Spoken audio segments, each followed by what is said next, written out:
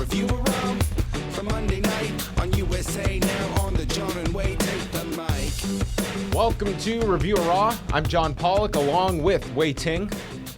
Another action-packed edition of Review of Raw, where the two of us are going to review Raw. Action-packed. There was certainly action. When is a wrestling show not action-packed, though? Oh, some of these 3-hour shows, Way. Maybe I'm watching action, but it's just too much of it. I really feel these 3 hours have to stop. Oh, I'm ready to revisit this discussion once again. We keep saying this. It's been, 3 years now? Dude, it's been 4+ years. Oh, my God. It's too long! It is, yeah. Who thought of this? I don't care what they're getting paid. I don't care what the money is. You know what? In protest, we should really kind of do the idea we were talking about, where you watch 2 hours, I watch 2 hours, we overlap in the middle, and we get a review. I've never heard that idea proposed. Okay. That sounds wonderful. Great. Let's do it. This show would be so much better. Oh, yeah. 2 hours. I feel this year, if Raw was 2 hours every week, this would be the show of the year. Maybe. Yeah, maybe. Maybe. What if it was 1 hour then? Oh, Way. The angels would come down. I would believe in whatever God would do such a thing. What if it was 3 minutes? Way. You can only find that one place. Yeah. Yes. YouTube.com/live audio wrestling. There's a demand for it.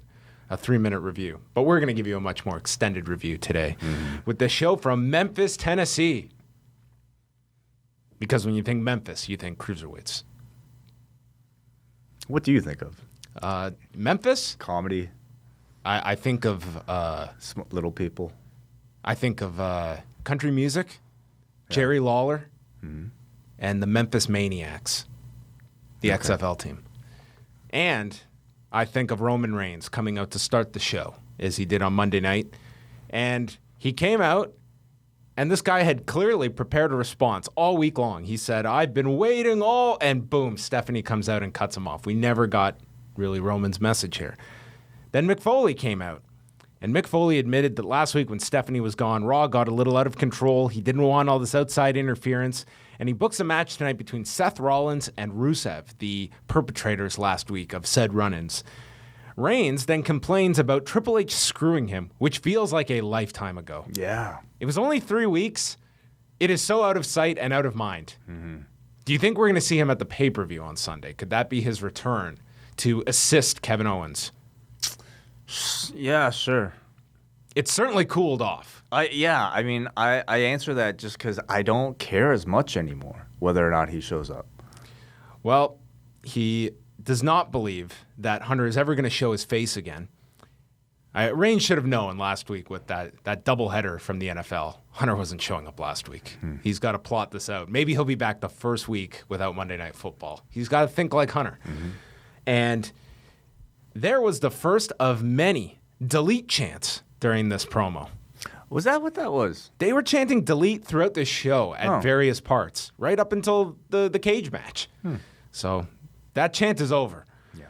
And then we find out that Rusev and Reigns will happen at Clash of Champions, and Stephanie guarantees the match will happen, unlike SummerSlam. Foley then is defending Stephanie to Roman Reigns, who, much like Rollins, does not believe Stephanie's good willingness here to be a babyface, and is offended that people are going behind Foley's back to get their way around here. Foley then praises Roman and says about his match with Owens last week that it was great, and he asks how these fans can boo him and say that they are in a fight for their survival with SmackDown. They are in a ratings war because Raw has sunk to a level that now it is actually, last week was super competitive because Raw had torpedoed last week to about 2.6 million viewers, which is a scary number for Raw. So they're acknowledging this in storyline. Well, they're saying they're in a ratings battle. They're not acknowledging that it's only close because Raw is just free-falling. We'll see how Monday's number turns out to be, but last week was a disaster. So anyway, Foley says that if they lose this ratings war, Stephanie will be fine. She'll land on her feet, but Foley could be out of a job and lose his Holy Foley reality show. So lots on the line here for the entire Foley family. And then he books Owens against Reigns tonight. Stephanie says it'll be non-title, but then Foley says it will be a cage match. And the announcement of the cage match did get a good reaction out of the Memphis crowd. And that was our opening segment.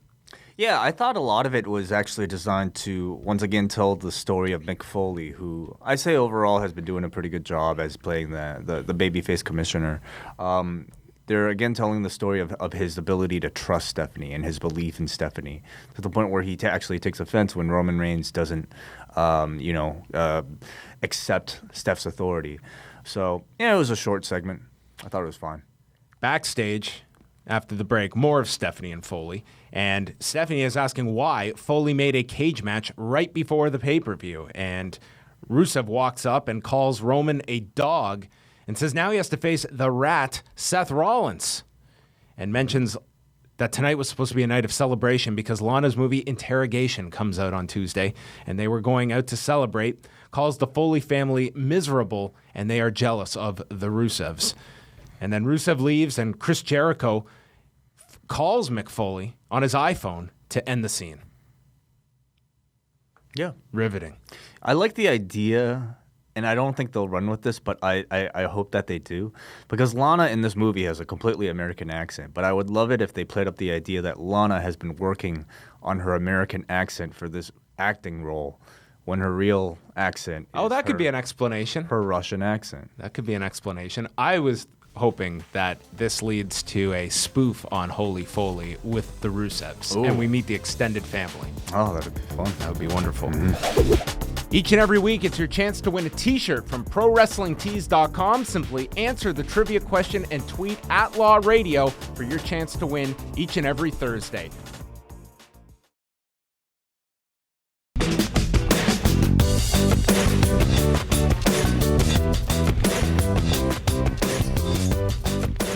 Rusev and Seth Rollins, non-title match. Rollins hit a blockbuster and knocked him to the floor and then missed off the apron coming to the floor and got his back run into the post, and Rusev started working the back. They went through a commercial break. The crowd was somewhat quiet here for this match. I really don't feel that they have really gravitated towards Seth Rollins as a babyface. And as you've pointed out in past episodes, I mean, why would they? I think people have been very confused on the Seth Rollins character, and it hasn't really taken charge yet.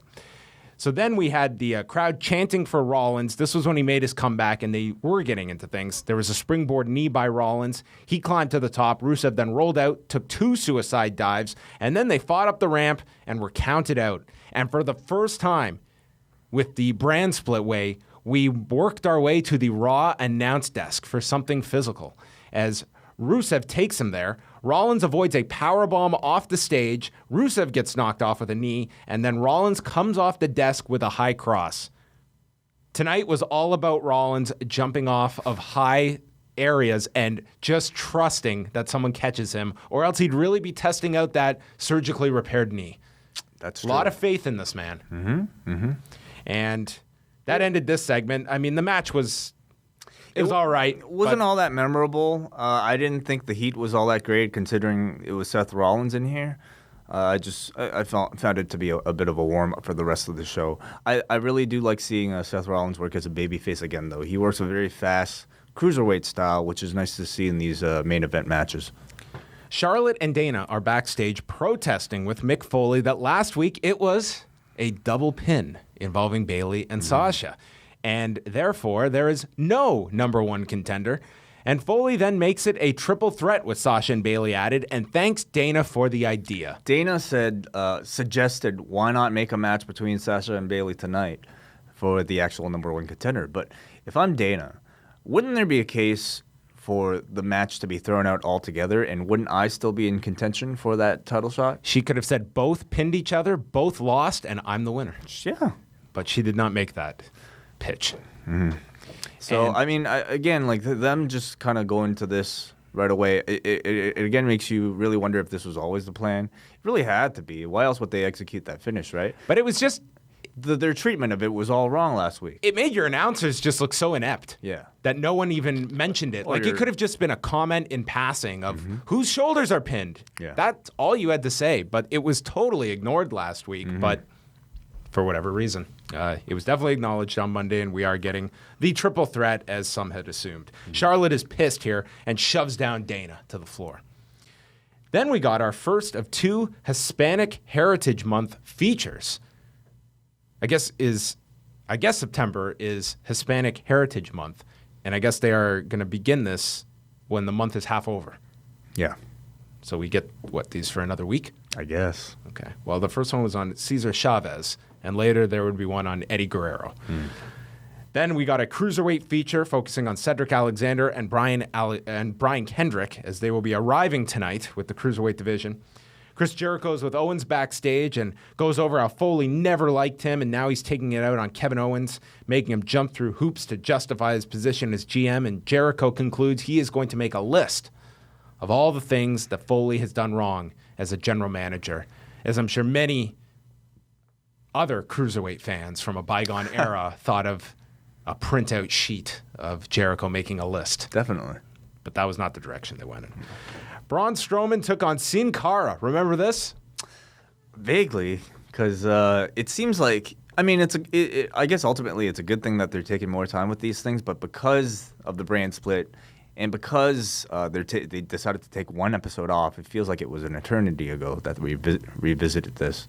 Sin Cara attacks him at the bell and is punching him in the corner, but then gets dropped in midair as Strowman just shoves him down and then splashes him in the corner. Sin Cara gets sent to the floor, but then runs back in, hits a suicide dive, and Strowman stays on his feet. In the ring, Sin Cara goes for a quebrada and is caught, and Braun hits him with a power slam for the win in 1 minute and 50 seconds. So there you go.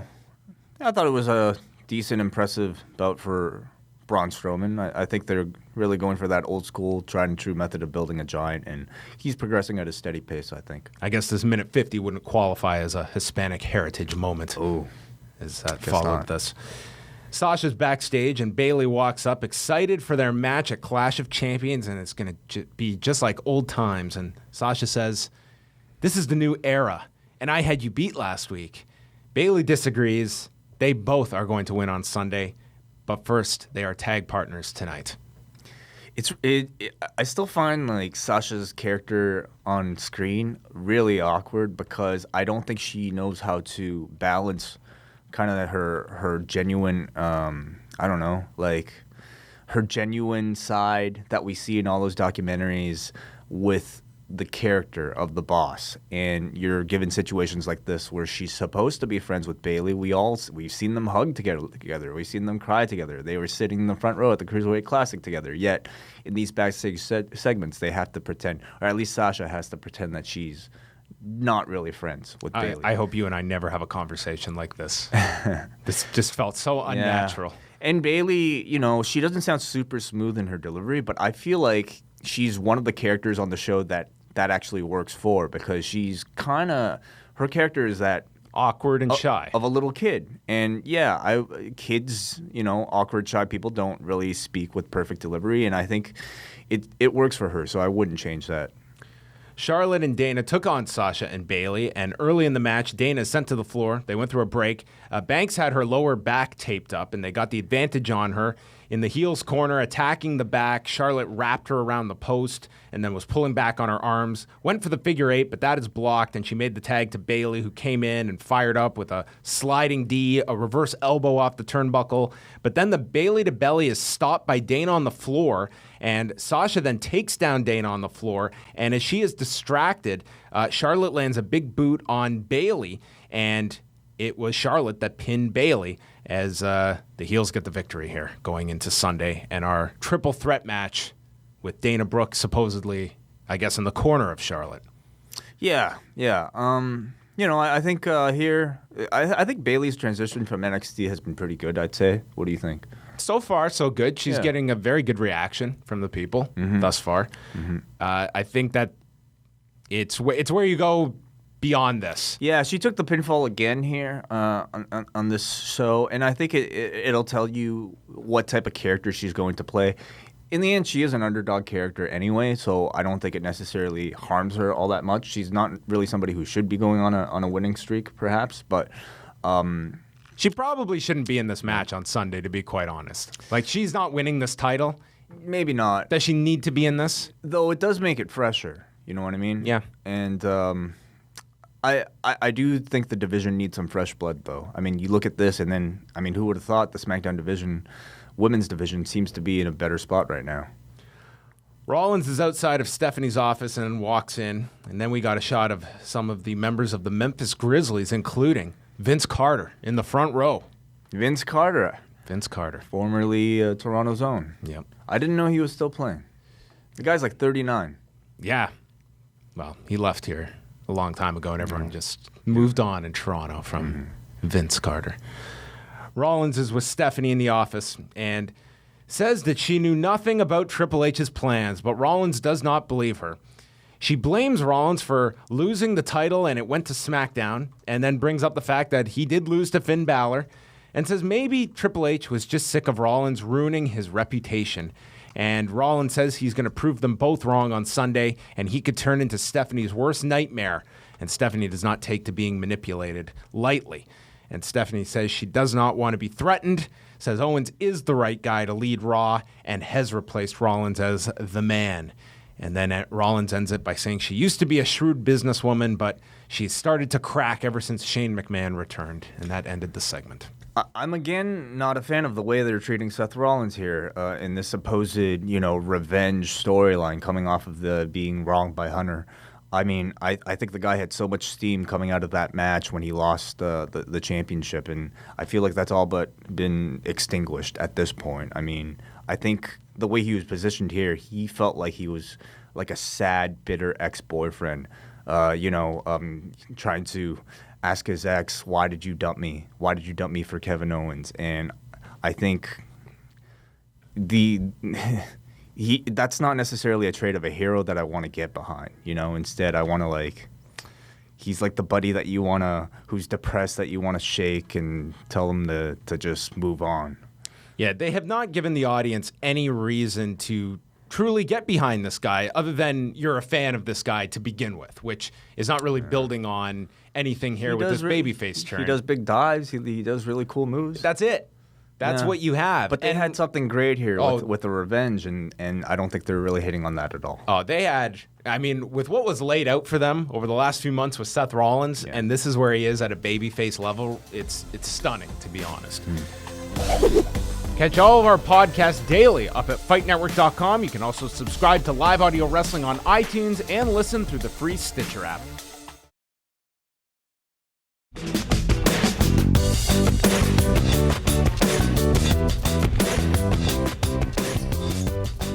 Bo Dallas took on Gary Graham, who Cole called the grandson of Michael P.S. Hayes. Bo says that the tide has turned and all the bridges need to burn, and only he can believe in Bo. And he continued his streak of just big aggression in his matches, destroying Graham here. Graham did get a schoolboy for a 2 count, and then Dallas applied a cravat with knees to the head, let's go jobber chant, a delete chant, and then Dallas hit the roll of the dice at 1:17.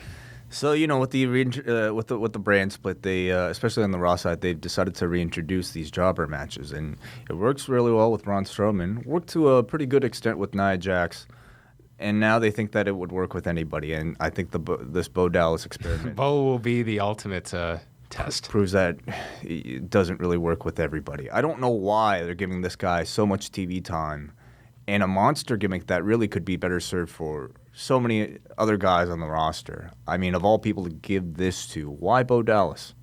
I don't understand. There was a CWC feature highlighting the final, and Michael Cole noting you will not see them on SmackDown. So in this recap, they recap the main event, the Grand Metalik versus T.J. Perkins match, but no real hint of Zack Sabre Jr. or Kota Ibushi in these. Oh no, I don't think they exist any longer in the canon of the WWE Cruiserweight division. Mm-hmm. Cesaro took on Sheamus in the best of 7 series with Sheamus up 3-2. Andrea DeMarco interviewed Sheamus earlier about Cesaro's comeback. He says Cesaro cheated last week. He's in the driver's seat. Factual. Sheamus blocked a neutralizer early, and Cesaro landed an uppercut, cradled him for a 2 count. Then Sheamus sent Cesaro over the top, almost like a monkey flip, and Cesaro landed on his bad back. Then we came back after the break, and Cesaro came back with a running uppercut. Cesaro caught him. It was Cesaro who got caught and took the white noise on the edge of the apron, and Sheamus got a 2 count from that, and they just went into big spots and kickouts. Cesaro ducked a brogue kick and rolled him up. Then the sharpshooter was blocked. There was an Irish curse onto the bad back. And then Sheamus's new deal of hitting the Splash Mountain into a backbreaker. Then applied the cloverleaf. And Cesaro escaped that. And then Sheamus went for the roll-up. The ref caught him using the ropes. And then Sheamus catapulted into the ring, into an uppercut. And Cesaro got most of the neutralizer and pinned him. But this was just kind of a lot of kickouts here, big spots. And I thought it was, good, if somewhat rushed. But the crowd was into it. I thought it was an overall good match. And they had a challenge here because I don't think anybody expected Sheamus to win this one. Everybody knew it was going to 7 at the pay-per-view. So they had a real challenge ahead of them in this match. But I thought they did a good job with the stacking of Sheamus's finishes, especially that Celtic Cross dropping Cesaro on his back. I thought Cole was actually very good here too, selling the urgency of the pacing. I would have liked to have heard him kind of sell the ramifications of the pinfalls a little bit more, but overall, yeah, this was good. And the match, honestly, this was the best of 7 that I don't think anybody wanted to see. And I feel like the hope is that by this point, the heat would have been much greater than what I feel like it actually is. But it should be a good match. The winner gets a title shot? A championship shot. They've been very clear in the language. A championship shot. But it wasn't really reiterated again, was it? Sheamus did say it in that promo that he would go on for a championship shot after. But, does anybody feel like either of these two guys has any chance at all of winning a championship? Maybe the U.S. I guess it depends what championship way they are going I guess for. So. I guess so. If you go through the trouble of this only to ask for a U.S. title shot, great. Next, Mick Foley was on his phone, very busy on his phone tonight. He's traded that in from the iPad. And he thinks match number 7 should be a Clash of Champions. I want to know who he was on the phone with. He doesn't think it should be at the house show that's taking place on Friday? Yeah, let's put it on Friday night. Chris Jericho walks in and says he's been doing a terrible job as general manager, and he's always hated him. And Foley says, I didn't hate you. I met you at Budokan Hall when you faced Ultimo Dragon and recommended you to Paul Heyman. And Jericho then says he is making the list of Jericho. And Foley says he can't hear him. And then the punchline is that he does not have an ear, so he can't hear him. And they talk about Foley's bad fashion sense. Foley mocks his scarf, and he leaves. And Jericho is going to go out to the ring to air all of his grievances, which he did in the next segment. Coming out, and he's got his list.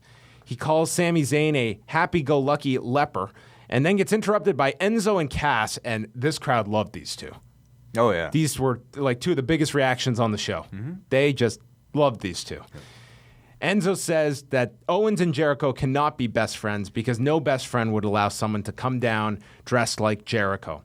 Cass then runs through all the other best friends that Enzo and Cass are like, such as Bart and Milhouse, Beavis and Butthead, Bert and Ernie, Owen Wilson and Vince Vaughn, and Ashton Kutcher and Danny Masterson.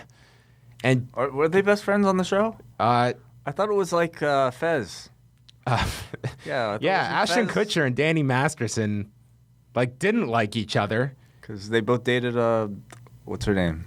Mila Kunis's character. Yes, both in I guess and now is really married to Ashton Kutcher.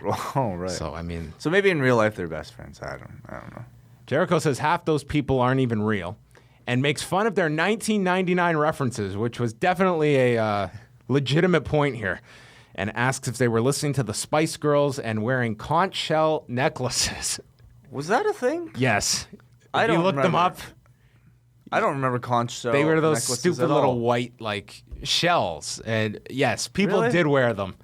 See, I remember chokers. Those are really popular. Chokers still are seen every now and then. They're making a comeback apparently. Are they? Yeah. Okay. Well, this could be a promo for 15 years from now. Mm-hmm. The Shining Stars then come out, pimping out their timeshares, and then the New Day are out. Jericho calls them losers. Apparently, Xavier Woods is giving out iPhone 7s on his YouTube channel. Anderson and Gallows come out and said that they beat the New Day last week and make fun of everybody. Jericho says he has a new list of stupid idiots. All of these people are on them. Sami Zayn runs down to attack Jericho. amazing how these numbers work out, and we came back and we got a 10-person tag with all of the aforementioned names. Big E and Kofi double-teamed Epico. Then Cass got the tag, firing up on Primo. Epico made a save. Enzo then flew over the top to the floor. Cass hit a big boot, sending Epico to the floor, and then Big E launched Kofi over the top to Anderson and Gallows. Jericho and Zayn traded strikes. There was a Greco-Roman knuckle lock into a tornado DDT, and then Zayn hit a haluva kick to Primo, and it finished with the Bada Boom Shakalaka, and Enzo pinned Primo at 5 minutes and 28 seconds. Did I get it all? Yes, you did. And I don't think the segment really added any heat to the matches at the pay-per-view. Really just there to remind you that these matches are taking place. My big question coming out of this, though, is how is TJP going to dab when Enzo has claimed the dab on Raw?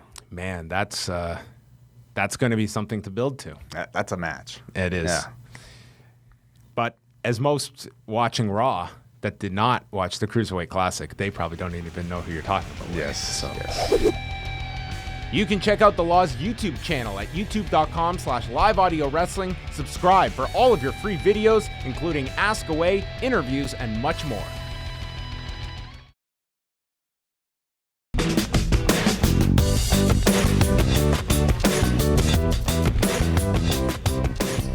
Mick Foley is in the ring, and let's be honest, Mick Foley, one of the great promos of all time. This was not one of them. No. This was rough. Bad. He went to quote Mark Twain about it's not about the size of the dog in the fight, but it's the size of the fight in the dog. And let's be honest, he certainly stumbled through getting that out, but he did get it right. But he was not quite sure if he did or not. And the crowd was kind of just, okay, it's Mick Foley, but this is not going smooth. No. And Foley then just calls it out. It's like, did I screw that up? And he repeats, is like, I think I got that right. And he was accurate. And then he tripped over another word in here. This was not a good outing from Mick Foley. Who was bad, yeah. To the point where, he gets to the introductions, and I don't know if he was supposed to pull his cue cards out when he was introducing a Rich Swann.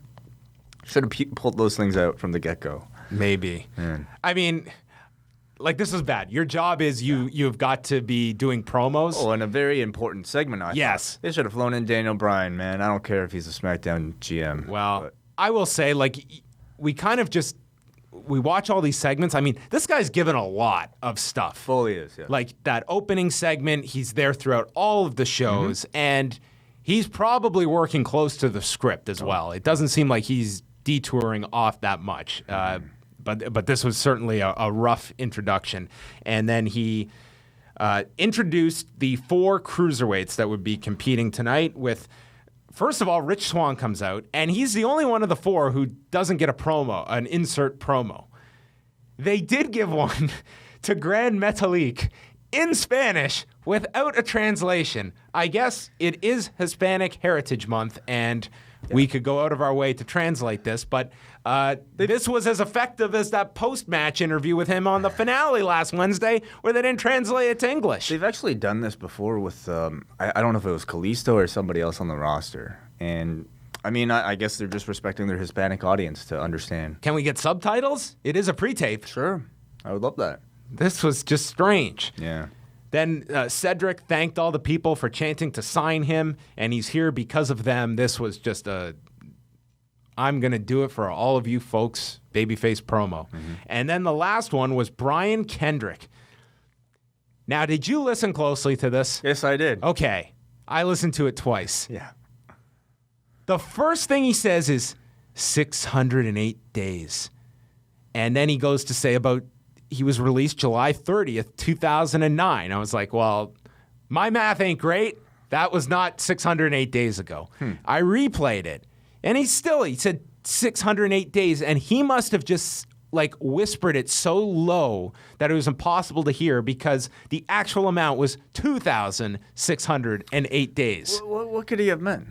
What could he have meant? It was 2,608 days since he was released from the WWE. 2,608. Yes, but all you could hear was 608 days. Well, and there's no way he said 2,000 in there unless he was just whispering. Was that the first thing that he said?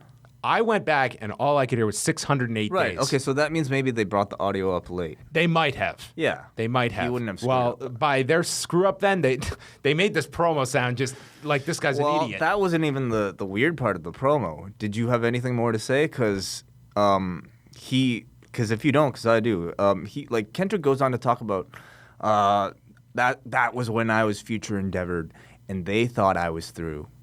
And so did I. Cut. Okay. Like, this felt like he cut a 2-minute promo, and they're like, we only need 15 Yeah. seconds. And they just cut this part that didn't. There was no beginning or end to this. They thought I was done, and so did I.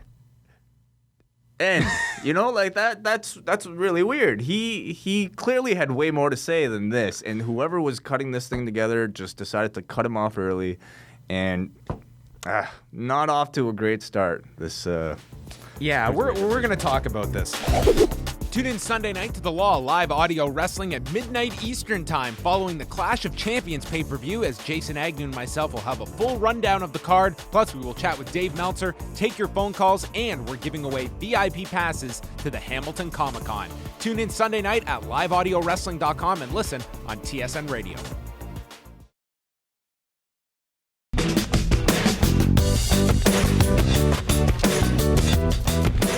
They were then told that they were going to have a fatal four-way, and the winner will get the Cruiserweight title shot against TJ Perkins on Sunday. Mm-hmm. Now, they changed up the whole lighting. It was all purple. The canvas, not the canvas, but the all the monitors, the panels, all the Titantrons, even the keys, the lower thirds, they were given their own purple and black branding. Yes, this felt like a Prince tribute.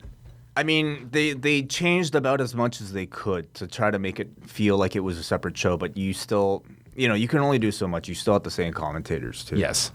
Alexander started off, and he hit the springboard clothesline to Metalik, and then we just got into almost this coordinated match where it was two at a time, and it was like one came in, one came out, and it just felt very contrived at parts where it was just, we do not want multiple person spots for the majority of this.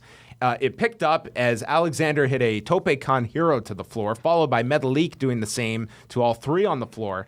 Kendrick then sent Swan into the barricade and put his foot into the side of the steps into the handle part, and they went through a commercial break.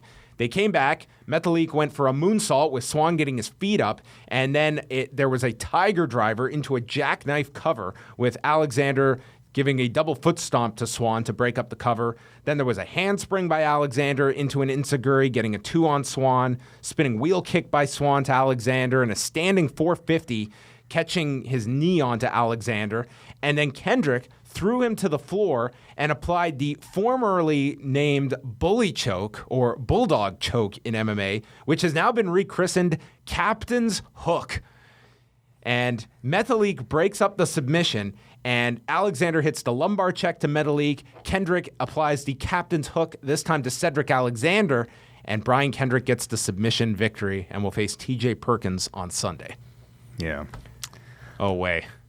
I was not very pleased with this. I think they made an effort. I like that they're trying to brand this brand a little bit differently, at least cosmetically. But I think after seeing this, it's something that needs a lot of retooling. And a big part of the problem is that you're running into the same issue of that we've seen with them transplanting guys from NXT and Full Sail, namely, to the main roster. And it's that at Full Sail, you have a hardcore crowd where a lot of these guys were already over when that tournament began because they're over from the indies. But the main roster is different.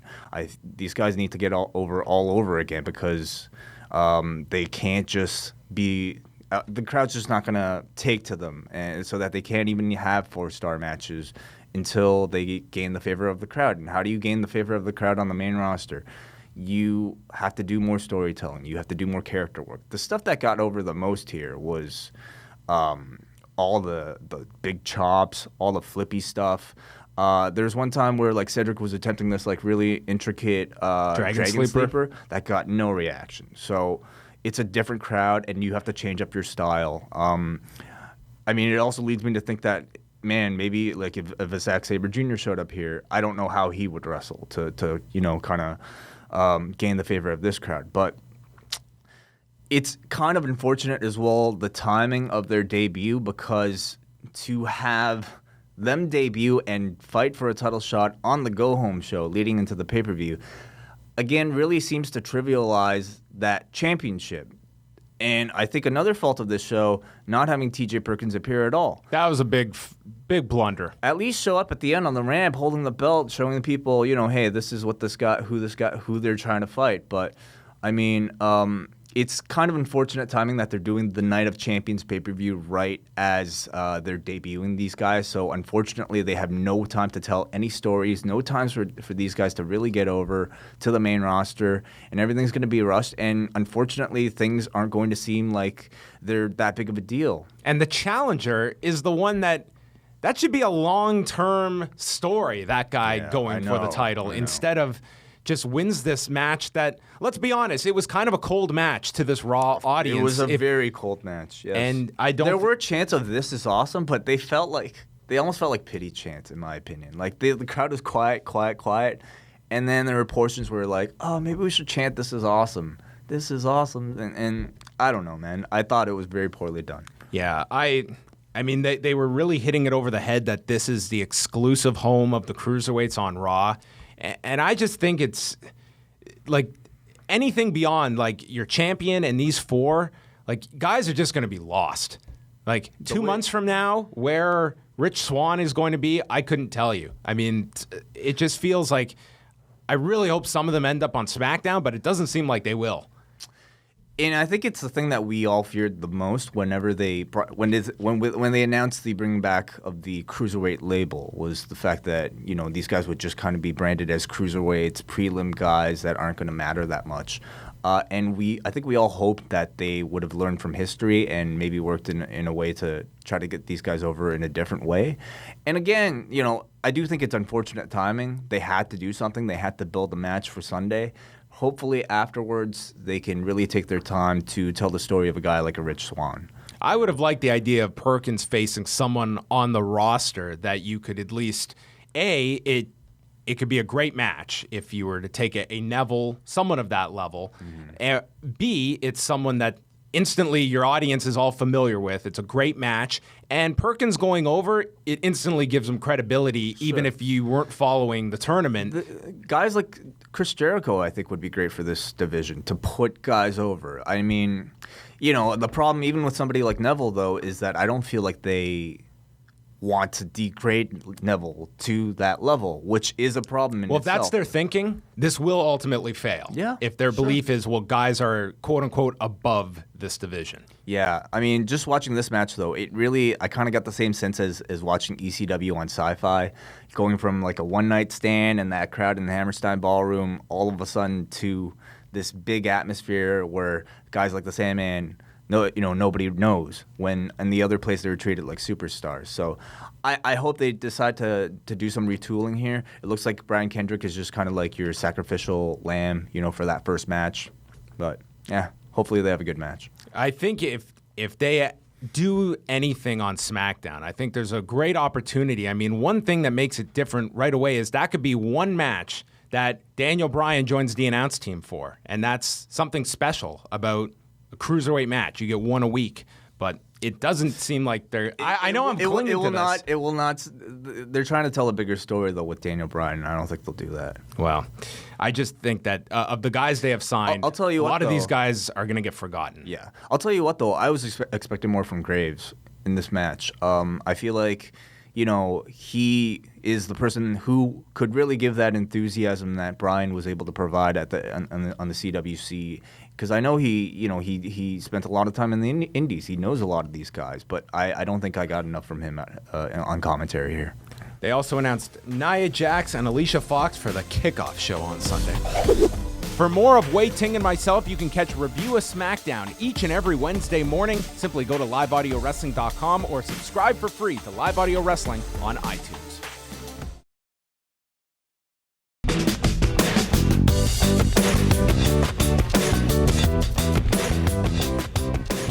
Kevin Owens and Roman Reigns steel cage match. There was a delete chant at the start. They went through the break, and then Owens was crotched on the top rope. It's the spot of the month. A lot of that going around. Reigns ran Owens repeatedly into the cage with splashes. They did the Fry Takayama spot, and then Owens caught him with a super kick. Pop-up powerbomb was turned into a midair Superman punch by Reigns, and then Reigns runs into a pop-up powerbomb, Owens getting a near fall off that. Owens then runs Reigns' head repeatedly into the cage, yelling at him, and then Reigns comes off the turnbuckle and hits Owens with a Superman punch from the top. Then they both go for the exits as Reigns is trying to climb over the cage. Owens is crawling for the door, and it's Reigns that gets out first, wins the match, which is a non-title match, and then Rusev runs down with a chain and starts attacking Reigns on the floor. And before we get into the post-match, the actual cage match. I thought it was good. Decent. It was fine. Yeah. Nowhere near the level of last week's match that these two had, but these two work very well together. I think they work off each other very well. So Owens then joins in and kicks the cage door into Reigns' head. They bring him into the ring, and Rusev uses the chain to lock the door. They're beating him down. He applies the accolade, and then Seth Rollins does get a babyface reaction as he comes out here for the save. And unlike last week's beatdown by Rusev, this time the crowd was not cheering along as Reigns got beat down. So they at least were concerned, possibly, for Roman Reigns, and were happy when Rollins came to save him. And he scaled the cage, got on top, knocked down Owens and Rusev, and then came off the top of the cage with his second high cross of the show. And that's how it ended. The big Rollins spot, and that sent you into Clash of Champions on Sunday. I thought this was a largely average edition of Raw. I was a little disappointed with the Cruiserweights, and I can't say that I was just counting down the hours until Clash of Champions by the end of this. I thought this was a 3 hours that you felt that time. Yeah, I wouldn't say my interest in the pay-per-view really escalated at all. It didn't go down, but it didn't necessarily escalate as a result of the show. I'm with you. I was disappointed in the treatment of the Cruiserweight. I don't know how well a go-home show can really perform on the Raw side. Why? When you finish a 3+ hour show, God, the last thing on my mind is, I can't wait for the next one of these. I think that's really tough. That's certainly a especially problem. For the B shows, especially. And I mean, you have to throw out so many matches as a result of those 3 hours. And that's why you get the Universal Champion losing in the main event. Look what you just saw. You just got a 15-minute match with Reigns and Owens, a cage match. This is the modern era, though. But, I mean, 3 hours isn't going to change that. They'll do this for 2 hours, too. It's just kind of thank Eric Bischoff for that. Well, let's quickly go through the card here for Clash of Champions on Sunday. We've got Kevin Owens defending the Universal title against Seth Rollins. The New Day defending the tag titles against Luke Gallows and Carl Anderson. Charlotte, Sasha Banks, and Bayley for the women's title. Sami Zayn against Chris Jericho. Rusev defending the U.S. title against Roman Reigns. Cesaro against Sheamus in match number 7. TJ Perkins against Brian Kendrick for the Cruiserweight title. And in the kickoff portion, Nia Jax taking on Alicia Fox. In-ring wise, it looks really solid. It actually looks like a really good show. And much like the SmackDown, much like Backlash, I had very low expectations going into it, but I could be very impressed with the actual in-ring.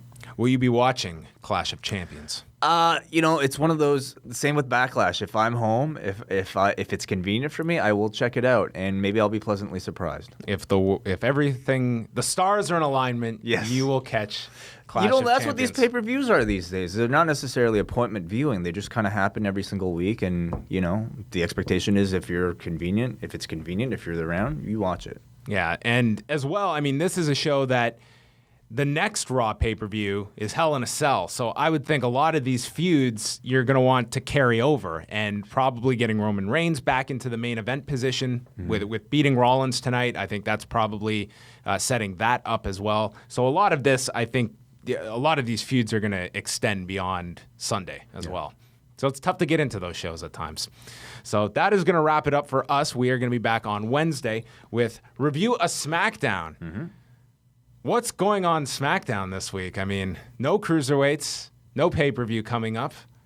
We've got a show. AJ Styles, Dean Ambrose, and John Cena doing something. Yes, building up their pay-per-view match. Yes. That's what we have to look forward to on SmackDown.